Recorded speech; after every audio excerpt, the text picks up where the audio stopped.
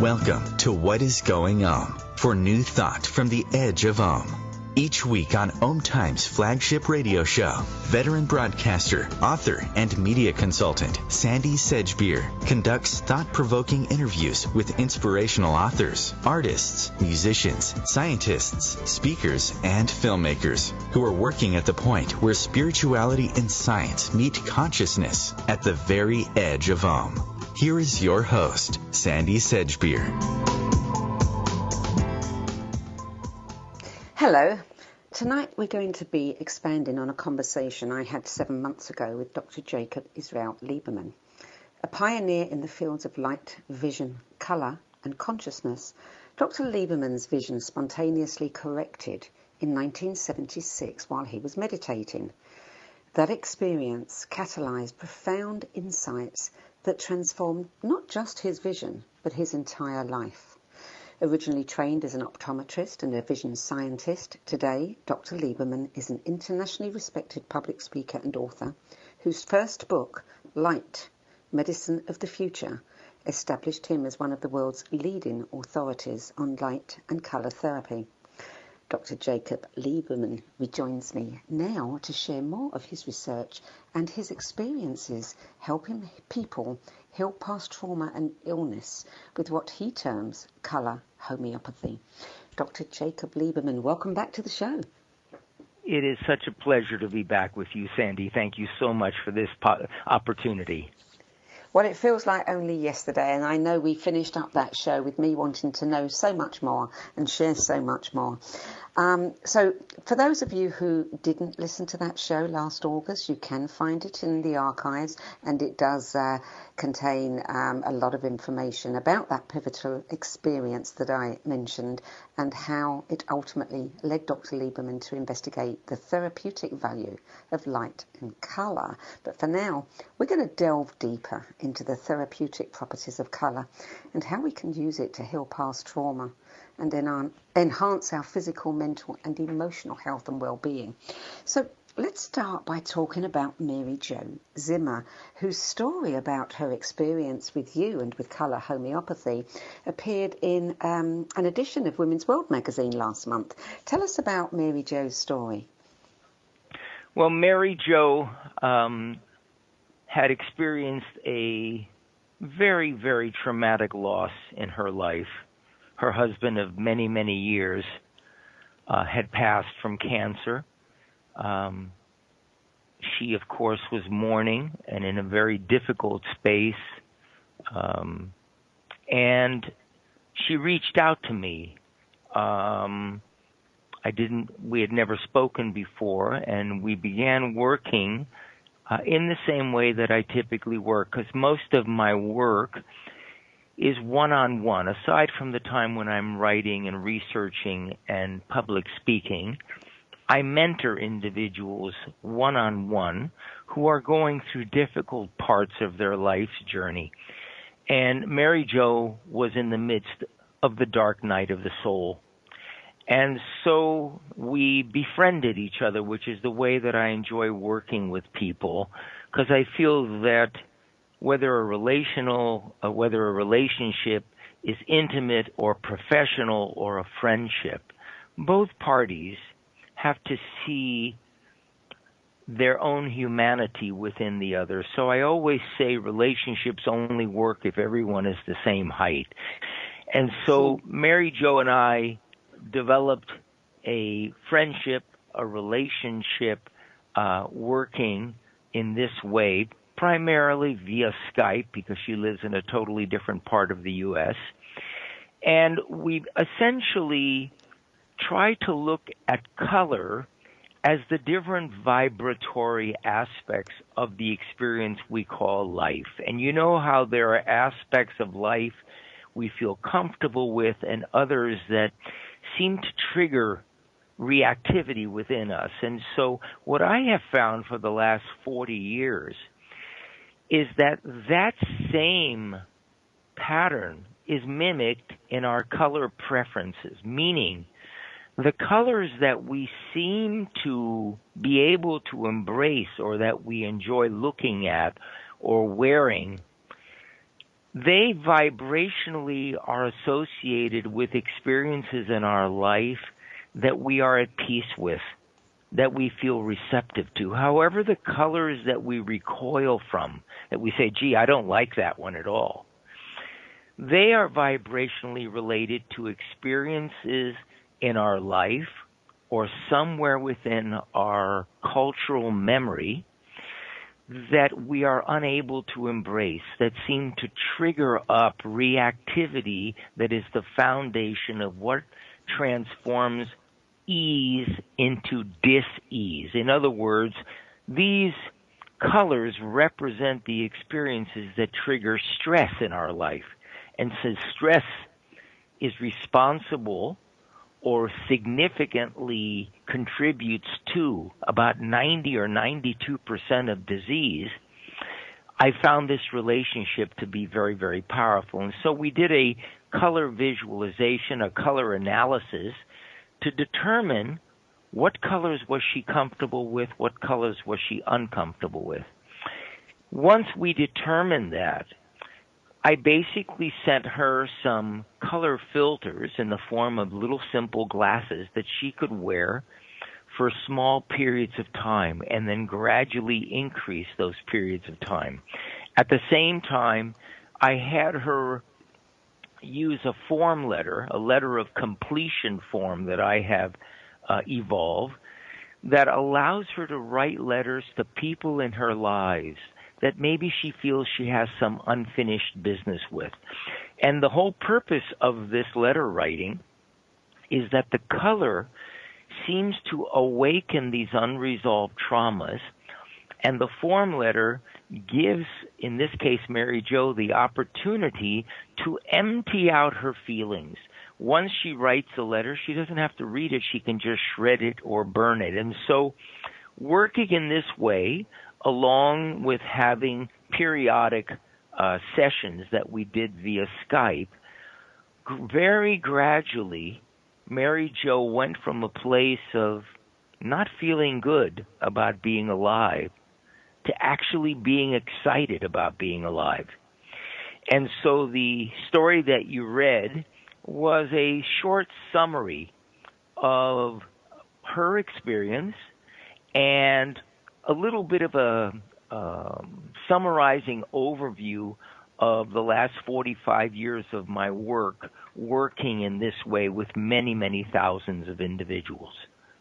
Well, the thing, one part that people need to know about that story, according to the article, is that she found you through your book, which was delivered, Right. Luminous Life, which was delivered to her house, but she hadn't ordered it. And she has no idea who did or how it got there. So that's a nice little piece of synchronicity there. But let me ask you this.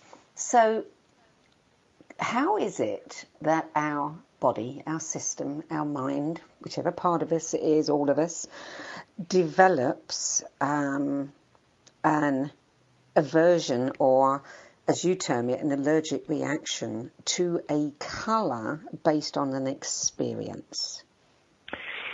So let's take this back a little bit. So if we took a movie and we filmed every experience in a person's life, and now the person is 50 or 60 years old, and we sit them down in a movie theater, we hook their fingers up to little monitors that measure their stress response, their heart rate, their respiration, their muscle tensions, their brain activity, and then we begin to show them the movie of their life.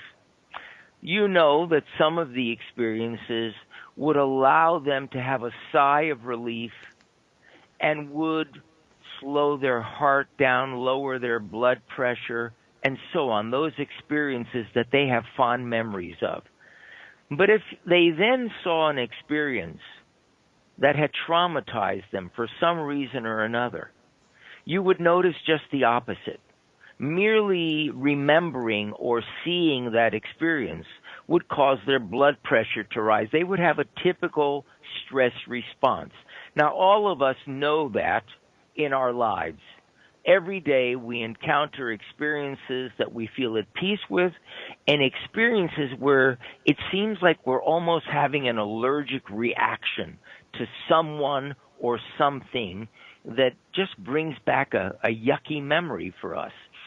Well, when you evaluate what life is, most of us, we think of life as the people we meet, the experiences we have, but if you speak to a scientist about the nature of reality, they will all tell you exactly the same thing. What we perceive as the external world is actually energy that when it interacts with our perceptual mechanisms, we interpret in the way that we see them. In other words, if a bee, a snake, a dolphin, and a dog, and a human were all looking at the same thing, none of them would see the same thing. They would all experience something very different because their perceptual mechanisms are different. So what am I actually saying? Everything that we perceived as matter, as something that is solid, is actually energy that is transformed into the appearance we see it because of the kind of perceptual mechanism that we have. So, for instance, if you say to a scientist, does the world look like this? And they said, no, it's just a quantum soup. It's just a field of energy that we interpret in this way. If you then look at the brain, which is very interesting, there's nowhere in the brain where pictures exist, or where sounds exist, or where smell or taste or feeling exist. In other words, all of those sensorial experiences we have are something that lies within this domain which no one really understands called consciousness. So how is color related to experience? Because at the most fundamental level, the energy from where life emerges is the energy that we call light. Perhaps this is why the Bible describes God, the creative force, as light, why quantum physicists say that light is the most fundamental energy in the universe from where all life emerges, and why people who are interested in spirituality and spiritual texts all describe consciousness as light. So essentially, what we call an experience is a transmutation of energy, the energy of light, into something that we experience as form. So when someone is looking or visualizing a color, which is essentially a vibrational portion of the light spectrum, that experience triggers up, unbeknownst to the individual, the same memories as actually re-experiencing the actual experience. Now, I didn't know that 45 years ago. I just happened to come upon this as a clinician when I had someone look at a specific color, and all of a sudden they started having all kinds of feelings coming up about an experience that they had in childhood. I then started seeing that this was occurring routinely. And then I realized that color is just vibration, and life is just vibration. And so the colors that we're unreceptive to are directly related to the experiences that trigger stress in our life. And so that's how that relationship exists. I once sat in on a kinesiology session with a friend of mine, and the kinesiologist towards the end used some Aurosoma oils on her, and one in particular that the kinesiologist chose had an instant reaction, my friend. She just burst into tears the minute it touched her skin, and she had no idea why. Right. Which you're talking about the frequency, aren't you? It triggered It's exactly the same thing. If you look at the Aurosoma oils, what's interesting is It's not only an oil, but those oils are all different colors or different layers of colors. And so there is both visual vibration, and there's also an auditory, an olfactory vibration, something that we can smell. And then, of course, there's a direct transmission through the skin. So Aurosoma is utilizing the exact same approach, but approached through a different sense, a different medium, if you will. But it all works the same way. Someone can be listening to a piece of music that for one person, they don't even like it, and for another person, it brings them into tears. It's exactly the same phenomenon. And what's beautiful about working with energy rather than working with an actual experience is that the experience can easily be blocked by the mind, because the mind doesn't want to experience something that is traumatic. But the color, in an incredibly subtle way, can very gently slip beneath conscious awareness right to the heart of the matter, just like the example you just gave with the Aurosoma oil. And so it can touch a very deep part of us, and it can do it in a very, very subtle way, which is exactly what needs to occur whenever we're dealing with matters of the heart.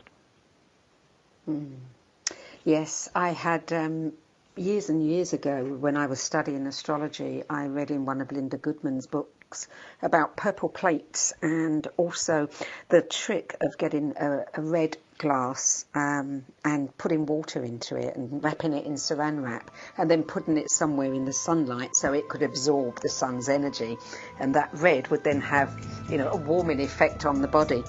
We'll come back to that after the break. You're listening to What Is Going On. I'm Sandie Sedgbeer, and my guest today is Dr. Jacob Liberman, who's a pioneer in the fields of light, vision, colour and consciousness. We'll be back with more from Dr. Liberman after the break.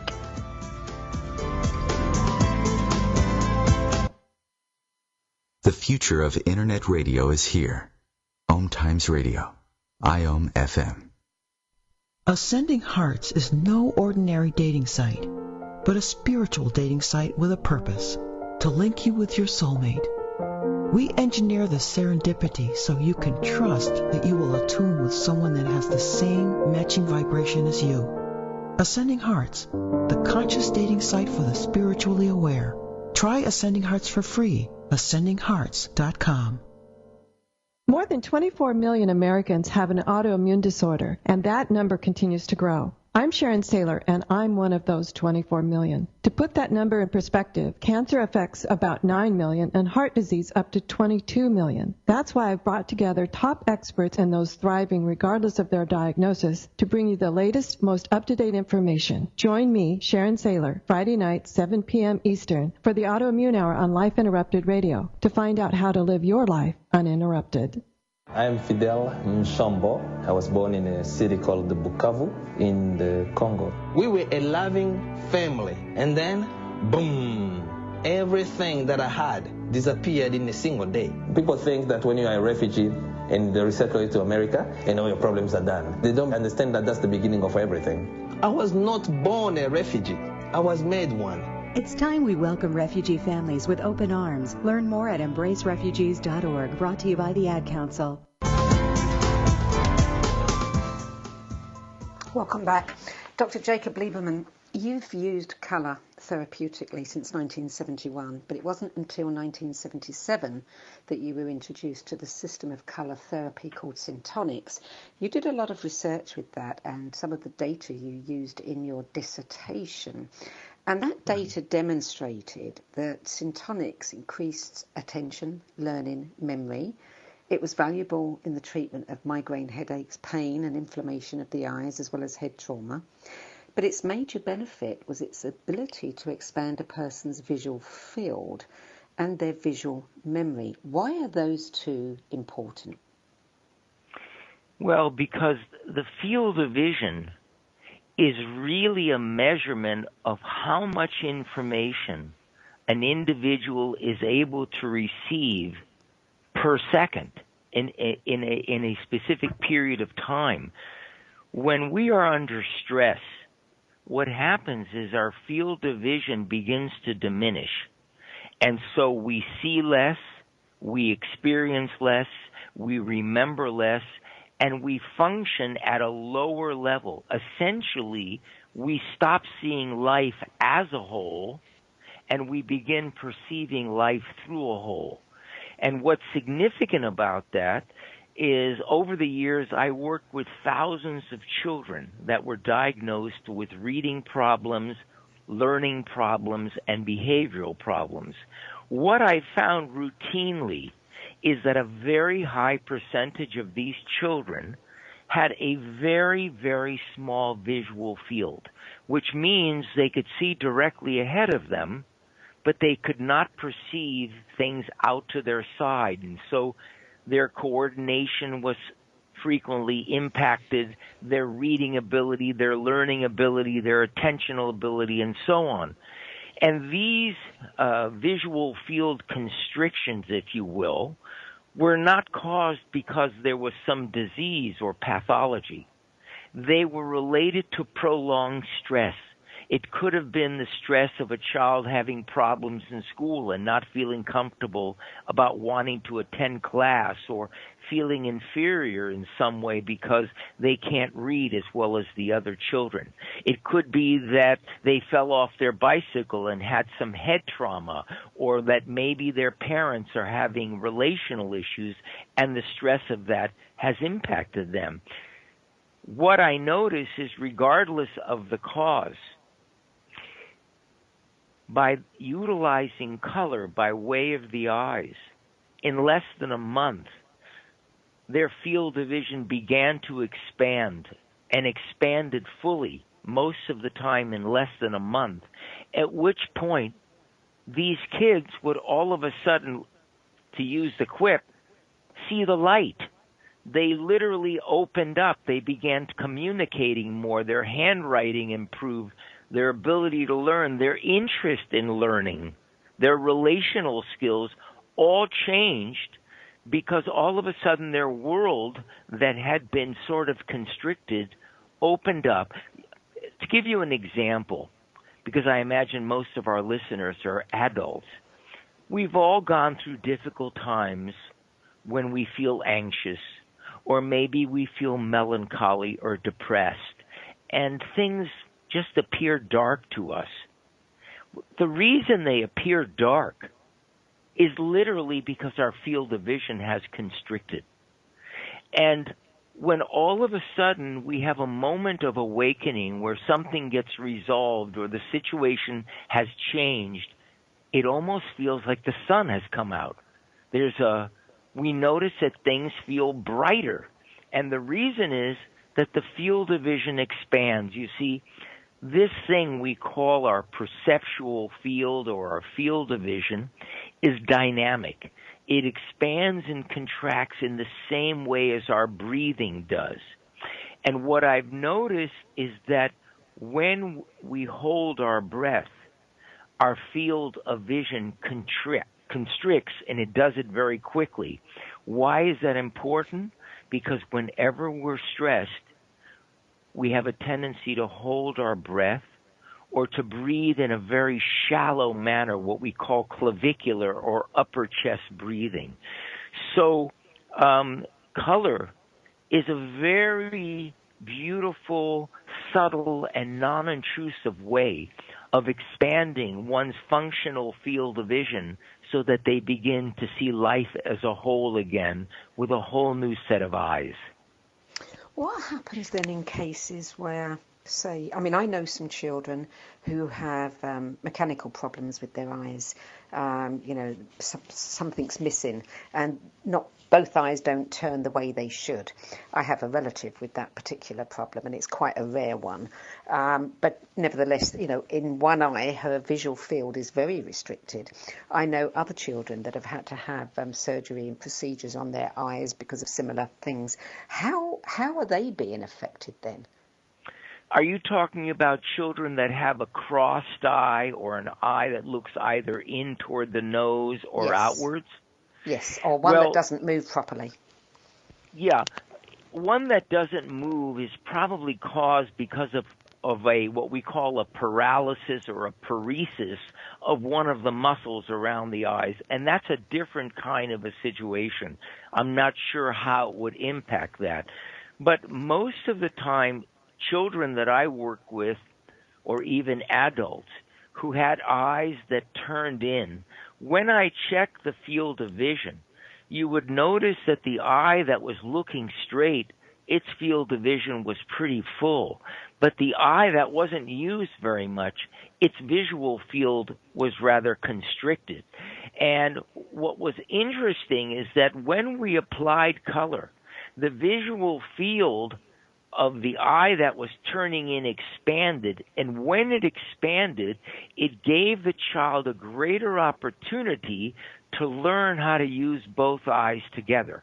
Because, you know, when we look out into the world, the right eye has a certain field, a certain part of what we're looking at that it sees. The left eye has a slightly different part that it sees, and then there's an overlapping portion that both see. When you expand the field of vision of one or both eyes, and you expand the area that both of them can see, you then simultaneously expand the area of overlap.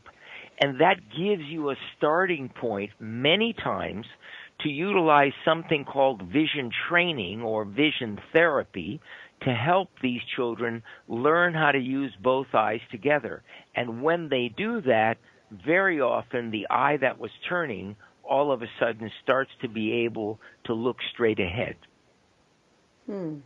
It's interesting how spectacles with a certain of a colour tone are being used with children with dyslexia, and it's making it much easier for them to read. Well, essentially, you're talking about the work of Helen Erlin, and where they use different filters to help kids read better. We were doing essentially the same, a slightly different approach than what Erlin was doing, and this was in the 70s, where we weren't using a color filter to compensate for a reading problem. We were using the filter to expand the field of vision and other neurological functions so that the child could begin learning on their own without any compensation. The filters are a very good tool that Erlin is using, but keep in mind something. It only works as long as you use the filter. So it's a way of compensating for the problem, but it doesn't actually cure the problem. The Syntonics was another application, but very different. It was going in through the eyes and literally creating movement within the brain and the neurology of the individual, so that very often the end result was a permanent change. There was no compensation needed after that. Would the same colours work for everybody, or as you know, in Mary Jo's story, it was specific colours that related to her emotional traumas and issues that were causing her depression? It's an individualized thing. Everyone has a different color analysis. Everyone has a different aspect of life they're comfortable with and an aspect they're uncomfortable with, and everyone has different color preferences.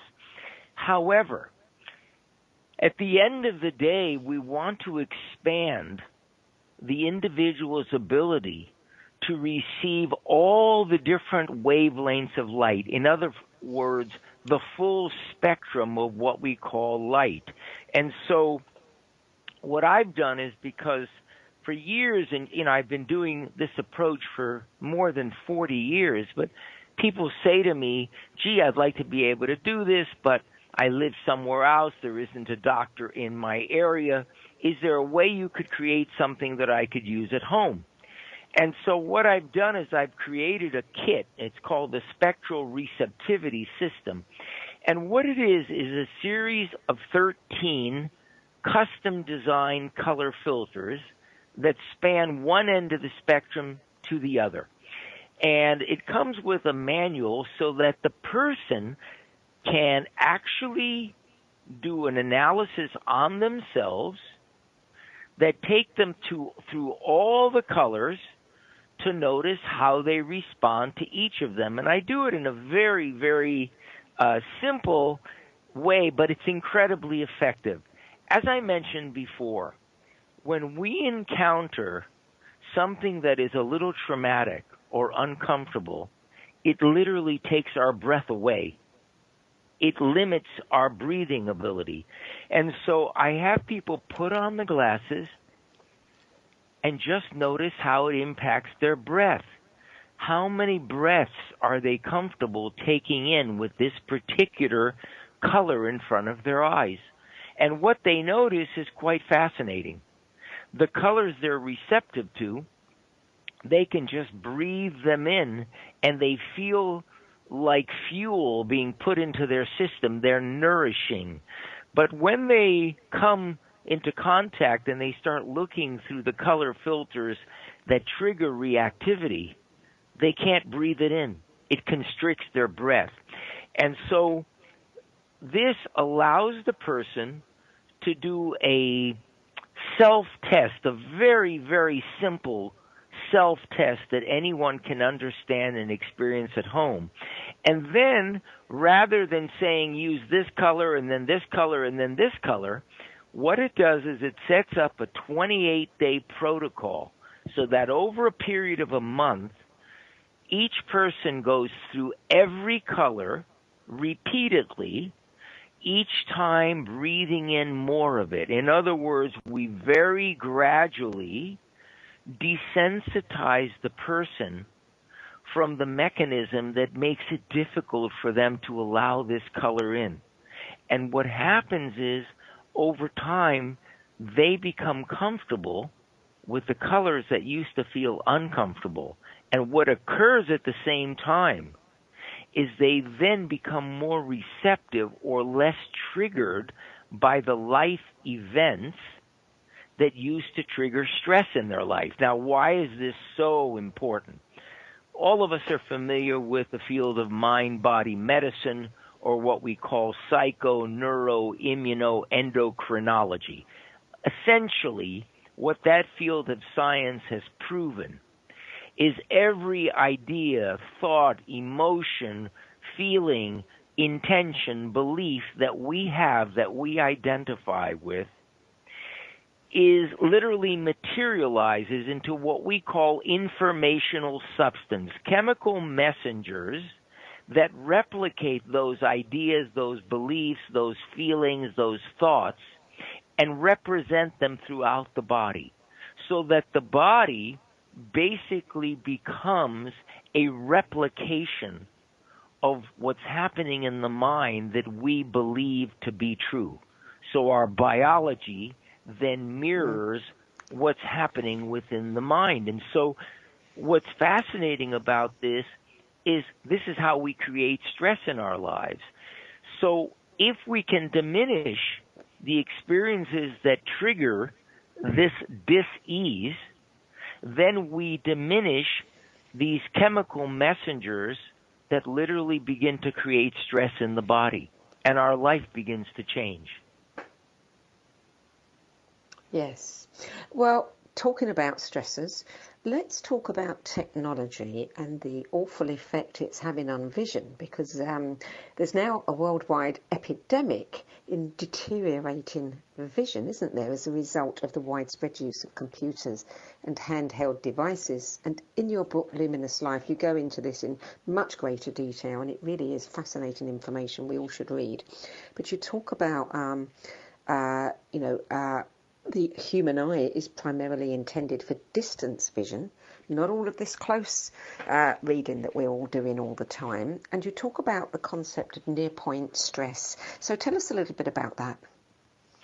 Essentially, try to imagine what you would feel like if you had to spend your life in a small room without windows.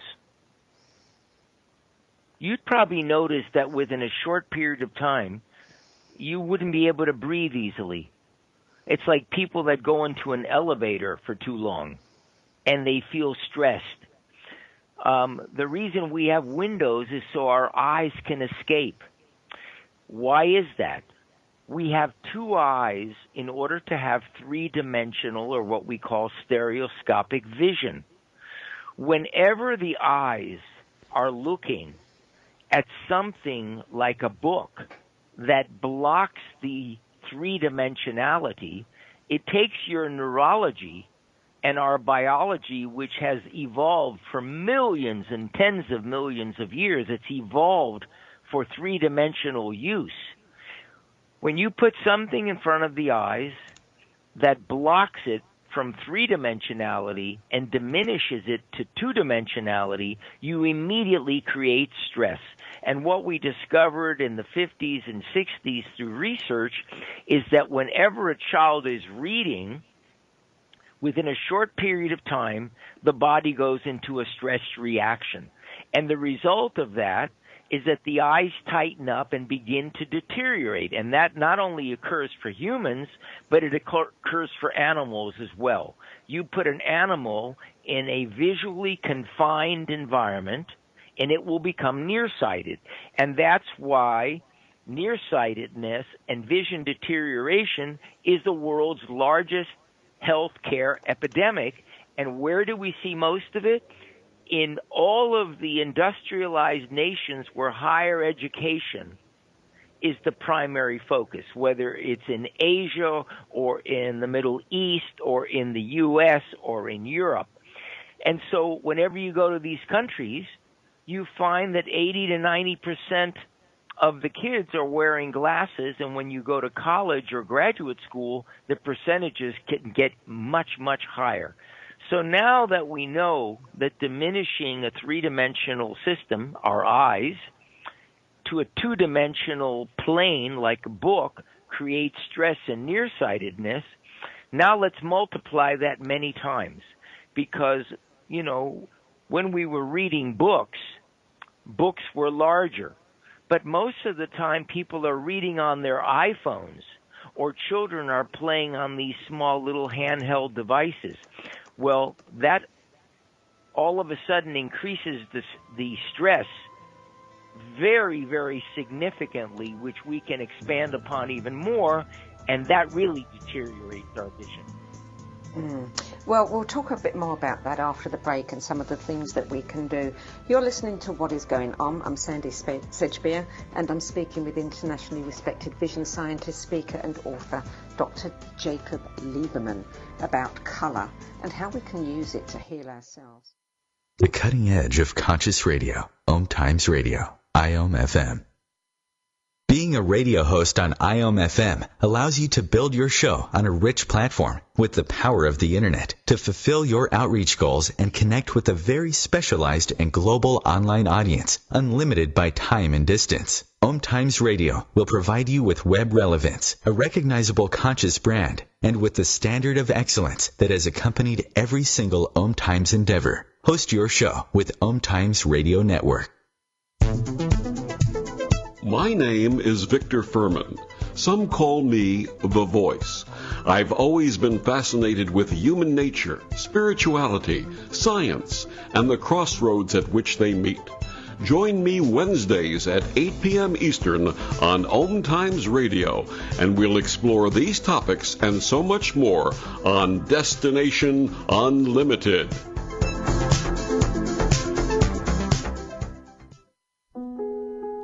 Imagine being fired because of who you love. Imagine being denied medical treatment because of who you marry. Imagine being evicted because of who you are. Millions of Americans don't have to imagine this. They have to live it. Because in 31 states, it's legal to discriminate against LGBT people. Get the facts at beyondido.org. Brought to you by the Gill Foundation and the Ad Council. Welcome back. Dr. Jacob Liberman, how can we use colour and light to advance our health and well-being, particularly in light of, the way our eyes are being assaulted all the time with technology? Well, in terms of, what I described before, in terms of color to desensitize us, that's a very, very major piece, because stress is the major cause of disease. That's the very, very biggest cause of probably 90% of disease. So desensitizing from the triggers in our life, which some people can do at home, other people do it when I mentor with them, that for me is the primary piece. In terms of other things that can be done, it's extremely important for people to get outside into the sun at least 30 minutes a day and to irradiate as much of their body without clothing on as possible. So I recommend to people, if you have a place where there is sunshine, and some places don't have so much, and if you have a place that is private, put a bathing suit on or whatever feels comfortable. Lay outside for 1 minute on your back and 1 minute on your belly the first day. Do it every day and increase by 30 seconds to a minute every day, and do that sometime in the morning. My preferred time is between 6 a.m. and 12 noon. But I think that earlier is better because the sun is not as hot. Why is that incredibly important? One, every function of the body, just like every function of a plant and every function of an animal, is light dependent. There isn't any aspect of our physiology or our life that is not dependent upon light. And so just like a plant will shrivel up and not grow if you keep it in the closet, if we have an indoor lifestyle, we are contributing to our lack of ease, to our illness, the development of chronic disease. So that's number one. For people who live in places where there's less light, there's a field that I've been involved in for many years that is just hitting the public in the last few years. It's called photobiomodulation. And what that essentially means is the modulating effect of light upon our biology. So let me explain that a little bit more. Most people think that the energy that we have is directly dependent on the food that we eat. But essentially what we've discovered is that only a third of our energy comes from the metabolism of food. 2/3 comes directly from the metabolism of light. In other words, it's the light that we are ingesting through our eyes and our skin that is powering 2/3 of our life. And the portions of the spectrum that primarily turn that mechanism on to create energy with every cell in the body, what we call ATP, the portion of the spectrum that does that is the red and the near infrared portion of the spectrum, which is primarily on very early in the morning and also late in the afternoon. But early in the morning is its most potent stage. In other words, the red and near infrared turn everything on. They turn your engine on. They get you moving. They accelerate healing. They're using this right now for just about anything and everything you can imagine. I'll give you an example. My brother-in-law has only one kidney. His kidney was functioning at 10%, and they wanted to put him on dialysis. I got him a little simple red and near-infrared device that he puts on his single kidney for 15 minutes a day. He did that, and in 3 weeks, his kidney function went from 10% to 15%. He continued his kidney function. The last test is now up to 18%. He's no longer a candidate for dialysis. Now, there are no studies on this right now, but there are a lot of researchers that are reporting this for kidney function. But you can use this with issues of the eyes. There are certain conditions of the eyes that red and near-infrared can literally trigger transformative changes where vision begins to improve. Irradiating it on your body can increase the energy tremendously, but you need to know what portion of the near-infrared is optimal and whether it's something, the use on the eyes and use on the body is very, very different.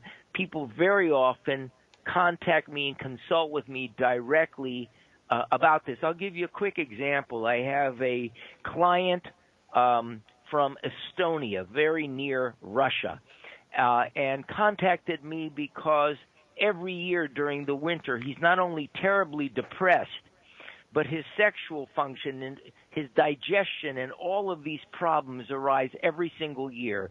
He's tried bright light therapy and a million different things. Nothing has worked. He contacted me. I suggested that he do this.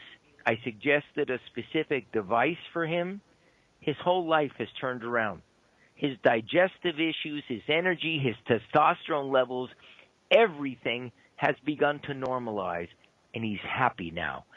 So what I'm sharing is light is something that is incredibly profound.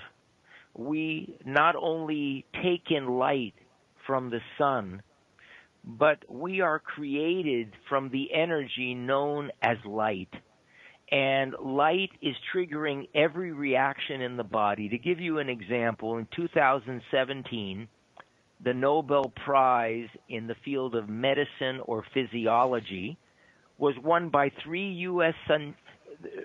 scientists who discovered the molecular basis.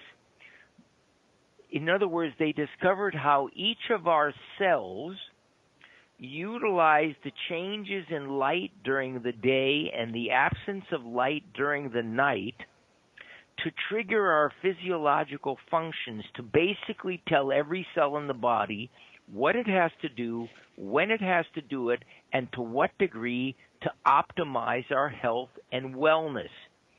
So what their research literally found is light is continually enhancing the software of our humanity, bringing us into a state of oneness with light and life itself. So light is very profound. It's the most powerful environmental factor in our lives, and this is why I enjoy doing these kinds of interviews, because it's been so impactful on my life and the more than 50,000 people I've had the pleasure of working with. There's a lot of technology these days with, it's advancing at such a pace, and you can do some amazing things with it. And we're seeing a lot of this, the smart home, smart light bulbs. I received for Christmas, my son bought me a small lamp, which is one of these smart lamps, and literally it's like a disc, and you put an app on your phone, and you can basically create any colour combination from, literally thousands upon thousands of colour combinations. Now, are these things good for us, or do they have, are they going to be problematical? Well, it's like anything else. One of the things we have learned is that what is natural has no side effects. What is normal consistently creates side effects. So, for instance, when we ingest a medicine that has this, what we call the active ingredients to treat something, it comes usually, even though we synthesize them in the laboratory now, these things originally come from some natural source that contains a whole spectrum of things in it so that it's fully balanced.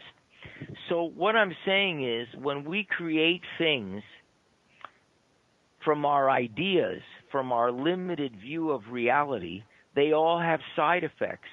So technology is both brilliant, but I also refer to it as weapons of mass distraction, because so many of these technologies are creating worldwide problems. For instance, most people are addicted to their cell phones.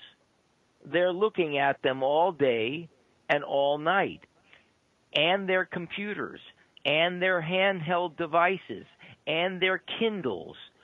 And so what happens is the light sources that come from these devices are predominantly the blue part of the spectrum. Now, there's nothing wrong with blue light. There's a huge amount of blue light that comes from the sun, but there's also a huge amount of red light, so they balance each other out. But when you create a technology that is primarily blue light energized, much more significantly than what we get from the sun, then it activates the functions that are activated by blue light. Well, what does blue light do? Blue light is the predominant wavelength in the sun during the day. It's what keeps us awake and attentive, and what causes our body to work during the day. Well, that's perfect during the day.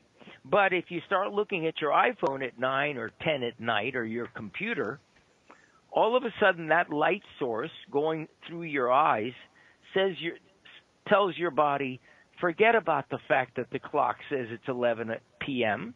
It's time to wake up. And so what happens is, what your body knows that it needs to do, which is sleep, it can't do because the blue light causes it to think that it's daytime. So the use of these technologies is not only disrupting our sleep, it's disrupting our glucose metabolism. It's causing people to become overweight. It's causing all kinds of emotional issues. And in fact, people who are on the night shift, working when most people are sleeping, have a much higher incidence of certain types of cancers because they're reversing what is natural. But you don't have to be a night worker to experience these things.